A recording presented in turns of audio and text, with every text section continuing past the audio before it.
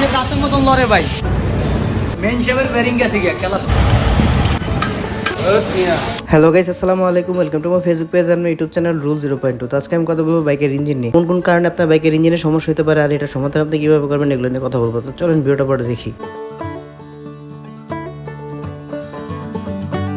একটা বাইকের ইঞ্জিন হচ্ছে মেইন পার্ট, আর কোনো কারণে যদি আপনার বাইকের ইঞ্জিনের সমস্যা হয় সেক্ষেত্রে কিন্তু আপনার জীবন তেজপাতা হয়ে যাবে। ছোট ছোট কিছু সমস্যা আছে যেগুলোর কারণে আমাদের বাইকের ইঞ্জিনের প্রবলেম হয়ে থাকে। তো আমাদের জানতে হবে যে ছোট ছোট এই প্রবলেমগুলো কি আর এগুলো হইলে কেন সমাধান করে নিতে হবে। শেপের বেরিং গেছে গিয়া ভাই। ভাই গাড়ি মোবিল ছাড়া চালাইছে, এই জন্য গাড়ি ঠিক করছে আর কি। শেপের বেরিং গেছে গিয়া, বিভিন্ন আরো বেরিং গেছে, ইঞ্জিন খুলতে হবে আর কি। এই বুড়া মানুষের দাঁতের মতন লড়ে ভাই, পুরা শেপ। প্রবলেম কি হয়েছিল? গাড়ি প্রবলেম আওয়াজ করে, কারণ গাড়ি স্পিড কম, ক্লাচ প্লেট লাগাইতে যায়, ক্লাচ প্লেট খুলে দিই, শেপের বেরিং ভেঙে গেছে।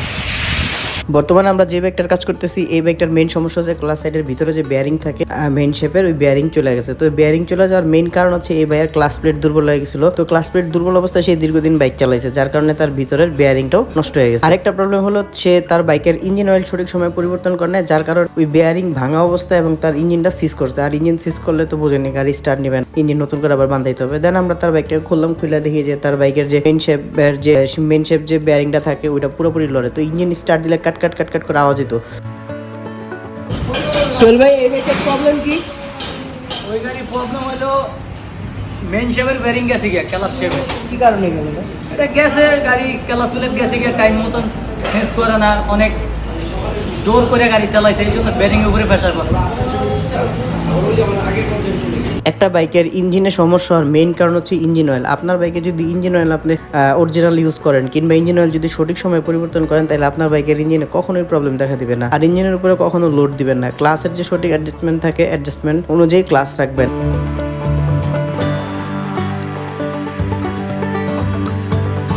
এবং আপনার বাইকের কিছু অ্যাডজাস্টমেন্টের বিষয় থাকে, যেমন টেপিট থাকে, টাইমিং চেন থাকে, এগুলা ক্যামরোকার, এগুলো যদি কখনো মনে হয় যে দুর্বল হয়েছে বা এগুলো থেকে সাউন্ড আসে, সেক্ষেত্রে এগুলো সমাধান করে নেবেন কিংবা জেনারেল সার্ভিস আসলে অ্যাডজাস্ট করে নেবেন। এই ছোট ছোট সমস্যাগুলো যদি আপনি পাত্তা না দেন, সেক্ষেত্রে দেখা গেছে এই ছোট সমস্যা থেকে একটা সময় গিয়ে বড় বড় সমস্যার সম্মুখীন হতে হয়।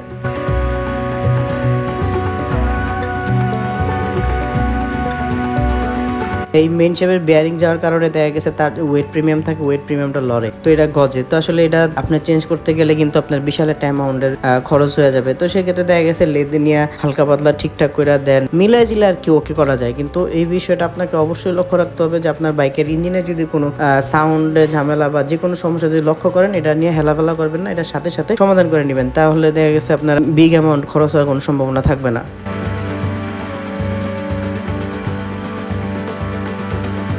আর বাইকের ইঞ্জিনের কাজ কখনোই লোকাল গ্যারেজ থেকে করবেন না, অবশ্যই ভালো কোনো অথরাইজড সার্ভিস সেন্টার থেকে করার চেষ্টা করবেন। তিনজন নিয়ে বাইক চালানো থেকে বিরত থাকবেন সবসময়। হাফ ক্লাস করে বাইক চালাবেন না এবং ক্লাস হার্ড অবস্থায় দীর্ঘদিন বাইক চালাবেন না।